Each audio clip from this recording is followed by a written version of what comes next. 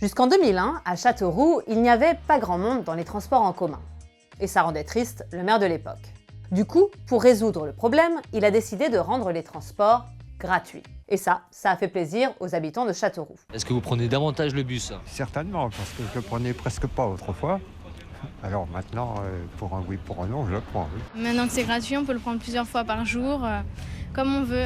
En France, une vingtaine de villes ont fait ce pari depuis les années 70 et la prochaine en date, c'est Dunkerque en 2018. Alors on pourrait se dire, après tout, pourquoi ne pas le faire partout? Car c'est vrai qu'à première vue, la gratuité peut paraître séduisante et ce, pour plusieurs raisons.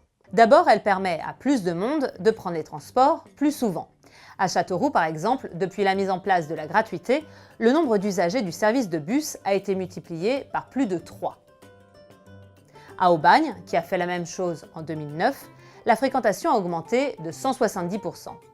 Autre avantage de cette mesure, elle permet de supprimer quelques dépenses. Car lorsque les transports sont gratuits, plus besoin de fabriquer des tickets, d'entretenir les machines qui servent à les composter ou de payer les contrôleurs.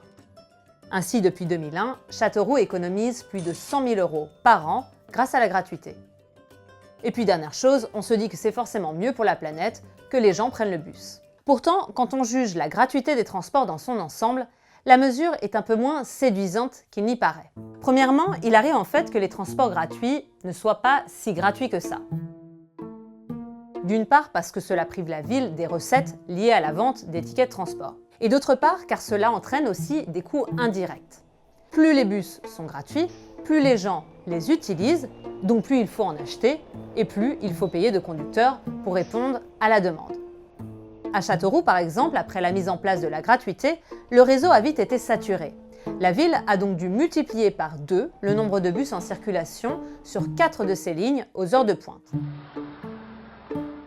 En tout donc, la gratuité coûte de l'argent aux villes. Il faut bien que quelqu'un paye la facture. Dans beaucoup de villes, ce sont les entreprises qui la payent au travers de ce qu'on appelle le versement transport, qui est calculé sur la base de leur masse salariale.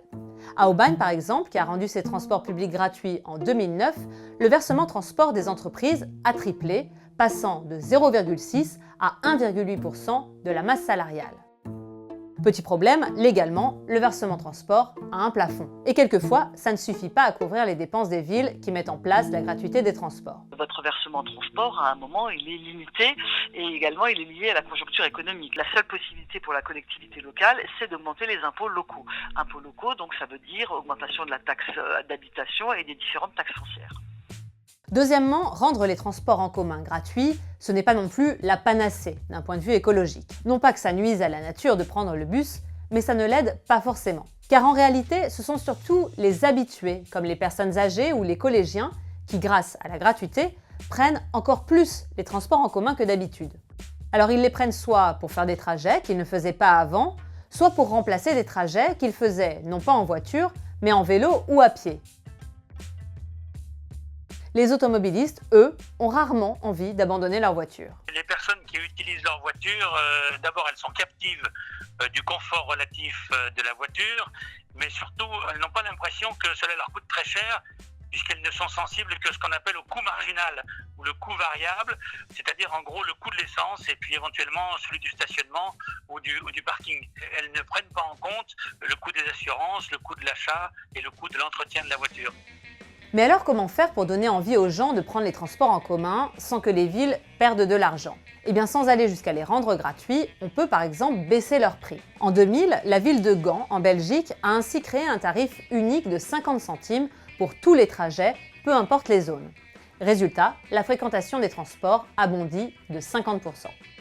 Et si l'on veut vraiment être écolo, plutôt que de rendre les transports en commun plus attractifs, il vaut mieux rendre la voiture moins attractive. Ça peut commencer par le stationnement payant sur voirie.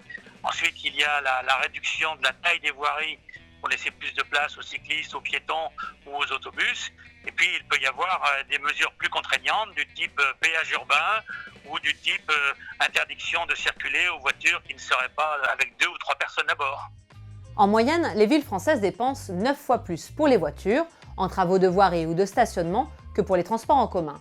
Donc si les villes prenaient une partie de l'argent dépensé pour l'automobile pour financer les transports en commun, la gratuité passerait probablement beaucoup mieux.